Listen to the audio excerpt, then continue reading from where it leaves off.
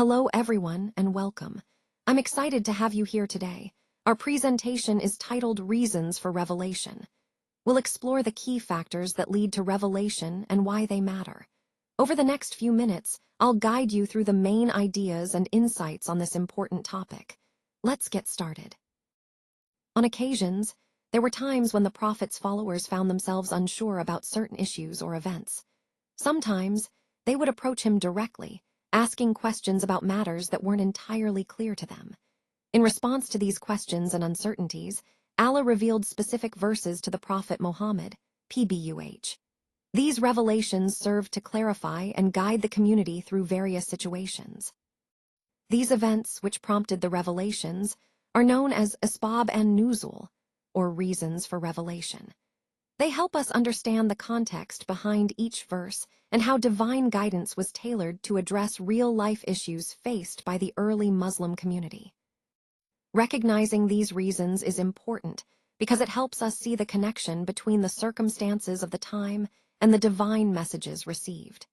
It also deepens our understanding of the Quran, showing it as a living source of guidance that responded directly to the needs of its audience. So, as we move forward, keep in mind that these reasons for revelation are key to understanding the Quran's relevance and how Allah's guidance was communicated through specific events and questions. Today, I want to talk about the benefits of Asbab and Nuzul, or the reasons for revelation. Understanding these reasons is incredibly important because it helps us better grasp the Quran and many of the Islamic laws derived from it. When we know why certain verses were revealed, it becomes easier to see the wisdom behind the legislation.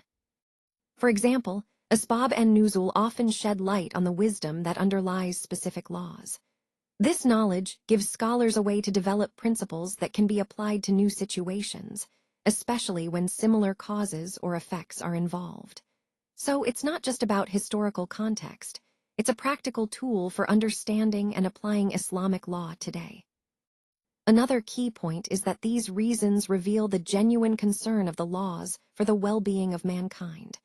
They show us how Allah's laws are designed with mercy and compassion at their core. Recognizing this helps us appreciate that divine laws are not arbitrary, but are meant to serve the best interests of people. To illustrate this, let's look at an example from the Sirah. Hilal ibn Umayyah came to the Prophet, PBUH, and accused his wife of adultery. The Prophet responded by saying that he must produce 4 witnesses or face a severe punishment. Hilal then asked if he should leave and seek witnesses if he saw a man with his wife. The Prophet repeated the requirement for proof. Hilal insisted on his innocence, and he expressed his trust that Allah would reveal something to clear him. And indeed, Jibril descended with a revelation that cleared Hilal. This story shows us how the reasons for revelation help clarify the divine wisdom behind laws, like the strict evidentiary standards in accusations of adultery, highlighting justice, mercy, and the importance of proof. So, in essence, understanding Asbab and Nuzul helps us see the divine mercy and wisdom embedded in Islamic laws, and it equips us to apply these laws correctly in new circumstances. And for those who accuse their wives without witnesses except themselves, the Quran provides a specific procedure to address such situations. It states that the husband can testify to his claim by bearing witness with an oath by Allah 4 times that he is telling the truth. Then, he must make a 5th oath, invoking the curse of Allah if he is lying.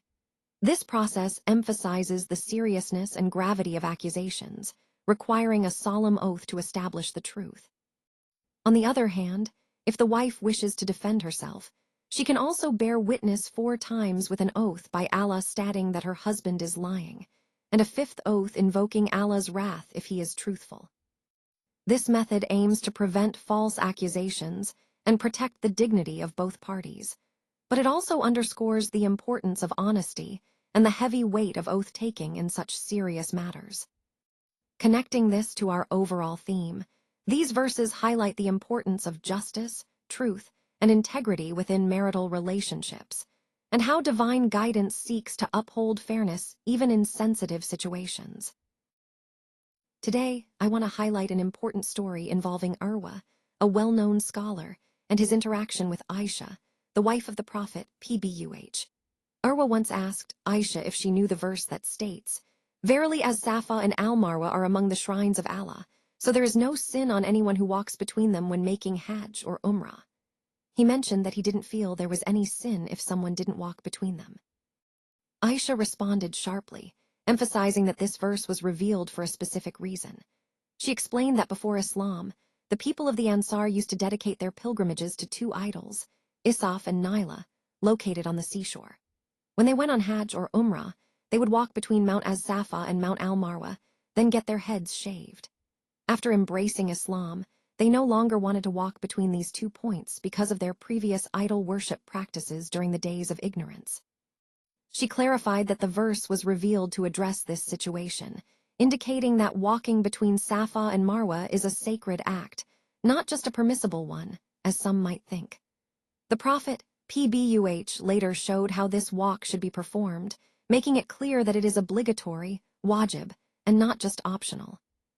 So, even though the verse's literal meaning suggests that walking between the two mountains is allowable, the reason for its revelation points to its mandatory status. This story helps us understand how the context behind verses, what we call asbab and nuzul, deepens our comprehension of Islamic rulings. It reminds us that understanding the reasons behind revelations can influence how we practice our faith and uphold its commands.